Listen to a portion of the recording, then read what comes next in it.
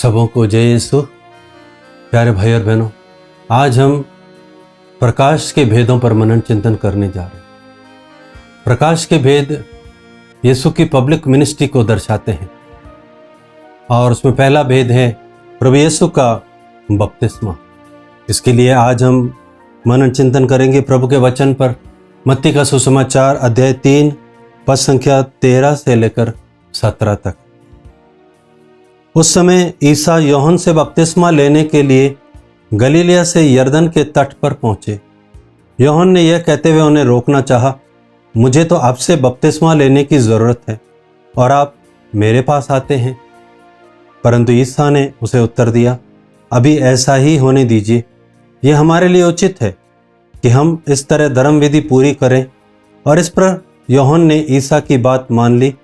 बपतिस्मा के बाद ईसा तुरंत जल से बाहर निकले और उसी समय स्वर्ग खुल गया और उन्होंने ईश्वर के आत्मा को कपोत के रूप में उतरते और अपने ऊपर ठहरते देखा।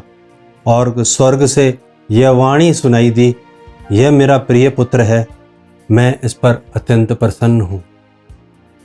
प्यारे भाई और बहनों, यहाँ पर एक बहुत ही एक रिमार्केबल चीज़ है कि जो भी बपतिस्मा लेने के लिए आ रहे थे, सब लोग पश्चाताप का बपतिस्मा ले रहे थे। अपने अपने पापों को मान करके उनसे आकर के बपतिस्मा ले रहे थे। इसीलिए यूहन्ना ने भी यीशु को रोकना चाहा। बोले, पापी तो मैं हूँ, मुझे ज़रूरत है आपके द्वारा बपतिस्मा लेने। लेकिन यीशु ने उसको रोका और लिखा है यूहन्ना ने उसकी बात मान ली। भले उसको उस वक़्त समझ में नहीं आया, लेकिन उसको बाद में ज़रूर समझ में आया। और इसीलिए यूहन्ना का सुसमाचार में एक पद संख्या 1:31 में पढ़ते हैं, यूहन्ना 1:31 में, कि मैं भी उन्हें नहीं जानता था। यूहन्ना बोलते हैं, मैं भी उन्हें नहीं जानता था, परंतु मैं इसलिए जल से बपतिस्मा देना आया कि वह इस्राएल पर प्रकट हो जाए। That was the main purpose of baptism, कि यीशु को इस्राएल के ऊपर प्रकट करना और यीशु को ईश्वर के आत्मा से अभिषेक करना।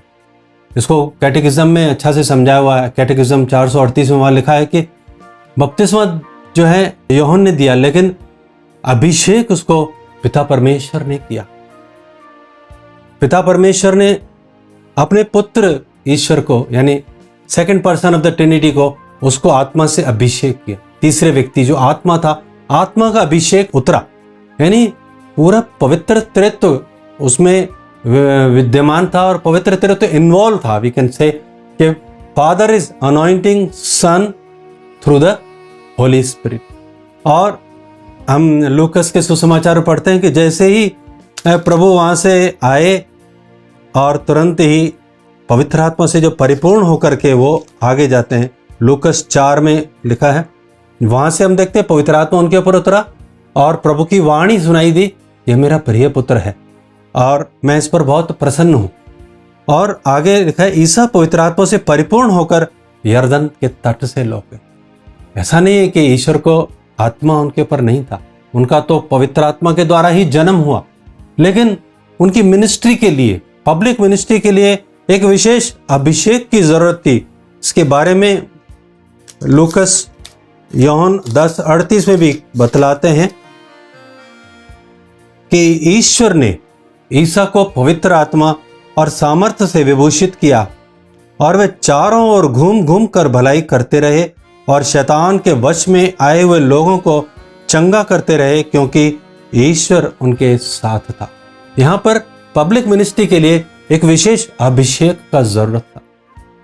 न केवल पब्लिक मिनिस्ट्री के लिए, बल्कि एक और चीज, जो यीशु हम सब के पापों को लेकर के आगे बढ़े।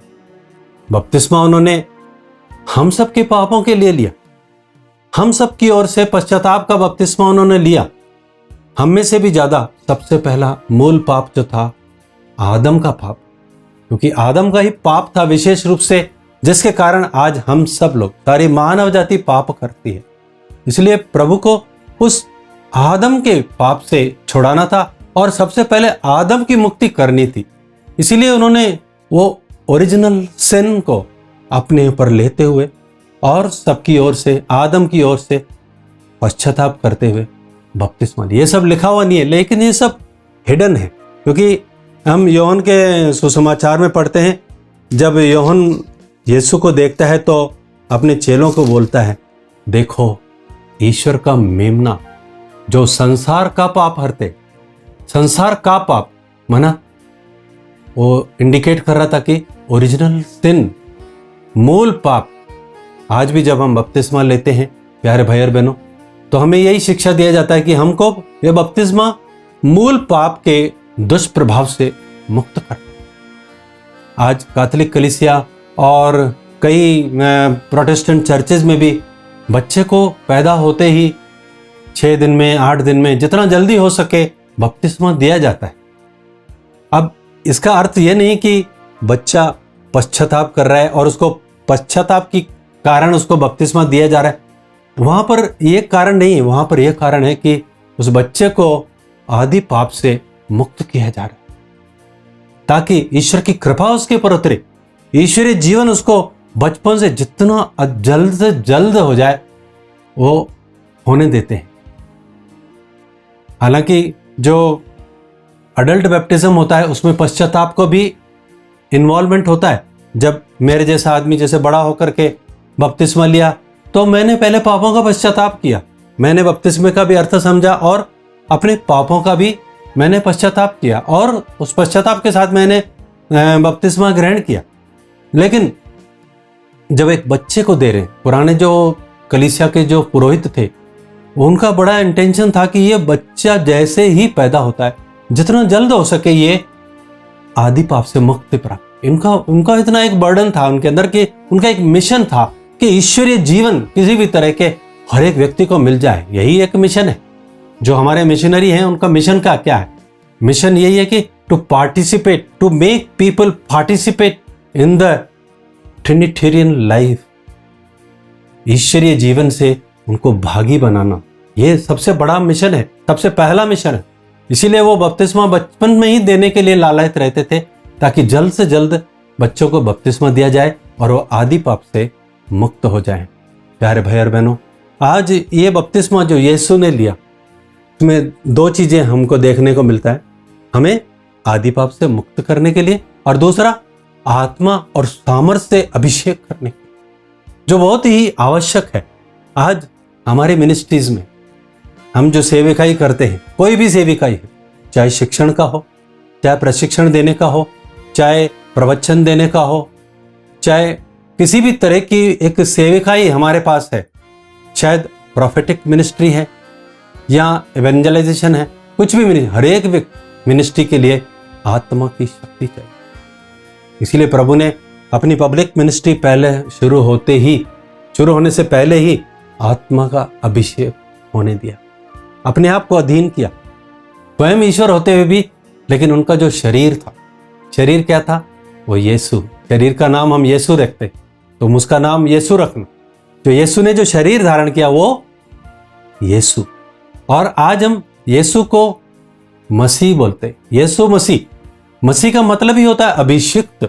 अभिषिक्त यानी अभिषेक होना, अनॉइंटेड होना। और इसीलिए जब प्रभु ने बपतिस्मा लिया तो वो यीशु ख्रिस्त कहलाए, अभिषिक्त कहलाए। और यही ख्रिस्त होने के बाद, अभिषिक्त होने के बाद आज हम सब के लिए वो एक उदाहरण बने हैं, अग्रज बने हैं, ताकि हम भी यीशु का अनुसरण करते हुए हम उसके समान, हम भी अपने पापों से पश्चाताप करते हुए यीशु के बपतिस्मा के साथ, यीशु के साथ एक हो जाएं, यीशु के साथ एक हो जाएं और उस आत्मा को पाएं जो पिता परमेश्वर हमारे ऊपर उंडेलता है। और उसके आत्मा के द्वारा हम अभिषिक्त बने, तभी हम सच्चे मसीही कहलाते हैं। सच्चे मसीही होने का मतलब ही यही है कि हम भी यीशु के समान अभिषिक्त हो जाएं, आत्मा से परिपूर्ण हो जाए। बाय नेचर जो मसीही है वो ईश्वर के आत्मा से अभिषिक्त होने वाला है। आइए हम अपने मसीह होने के अर्थ को हम सार्थक करें। और अगर हमारे मन में अभी भी पापों के लिए पश्चाताप नहीं, पश्चाताप करें, प्रभु की ओर बढ़े और उसके आत्मा से परिपूर्ण होने के लिए सुखद प्रार्थना करें। आमीन।